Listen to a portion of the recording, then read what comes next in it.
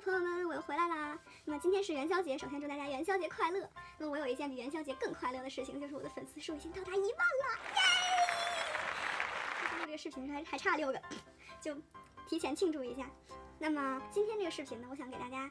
讲一下我平时做这些小机关用到的工具。为什么呢？因为经常会有人在评论里啊，然后弹幕里面呀，或者私信我问我这个工具是怎么买的，那个工具就是有什么要求吗？什么啦啦啦啦啦的。其实有些问题我已经回答了好多遍了。其实我自己后面有点不耐烦了，所以我就干脆搞个视频，我把它全都录在这一个视频里面。我已经尽量去总结了大部分的问题，然后还写在我的本本上。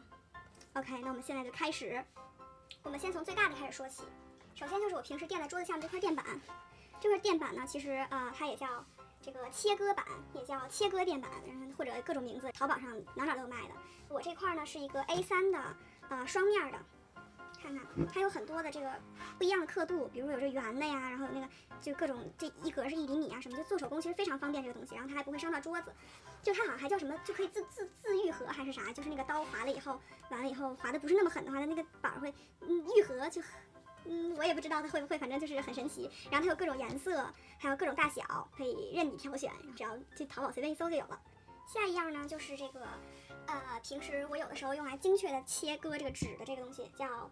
切纸刀或者切纸器或者什么裁纸器、裁纸刀，也是各种名字，随便搜一个就可以搜出来。然后我买的这个是得力的，同样这个东西它也有各种材质的。我买的这个是个那个叫啥钢的，然后还有什么木质的也有啊，然后还有塑料的呀，这个大小你也可以选啊。同样就是任你挑选，就它就很方便，这样对齐了这个纸你要多少厘米，然后这么一切，就是照相馆平时切照片用的那个东西。我觉得这东西简直就是个神器，用起来贼爽。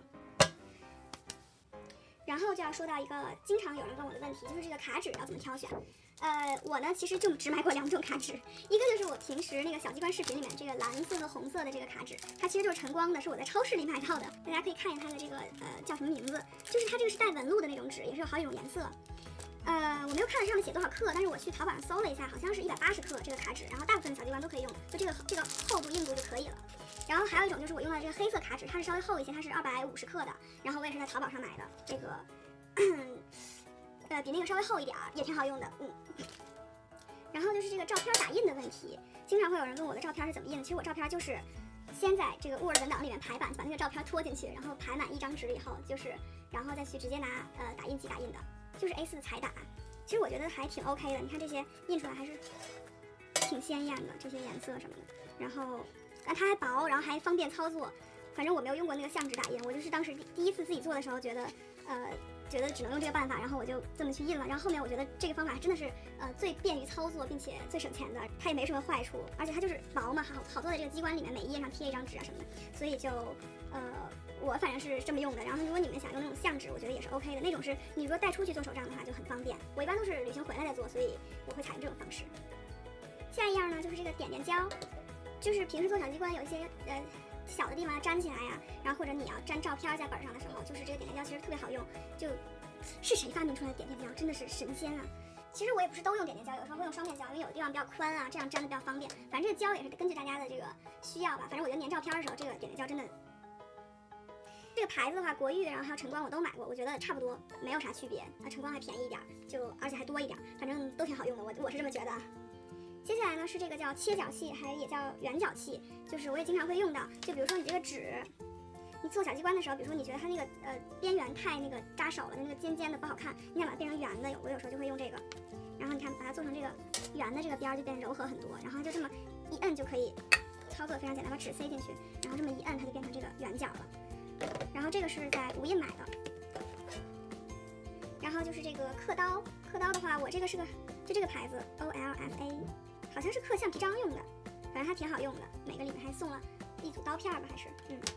然后就是那个好多人问的划痕笔，这个划痕笔呢，其实因为做手工有专门用的那个叫什么牛骨刀，就是比如说你要折什么地方的时候，在那划一条，然后就好折了。什么厚的卡纸不是不好折叠嘛？然后我就发现了这个施德楼的圆珠笔真的很好用，它当那个划痕笔，就是它这个前面。感觉就很适合去划痕，尤其是它没水的就更好用了。然后或者其他的，你找一个没水的圆珠笔啊，或者那个笔刀的背面都是很好用的这个划痕工具。其实不必要去买那个什么牛骨刀。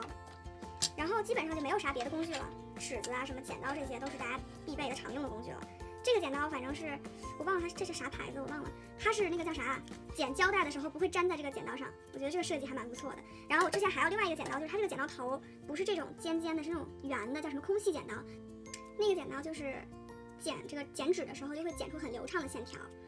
哎，我也说不清楚，反正就现在我觉得这剪刀也能发明出这么多种花样，还挺厉害的。反正总之就大概就是这些东西了。然后如果你们还有其他想问的，都可以在评论里面问我。不是说我发了这个视频以后我就不回答你们的问题了，就是你们要问我的，我都还会再回答你们，只不过这个统一回答一下问的比较多的问题。那么这期视频就是这样啦，然后非常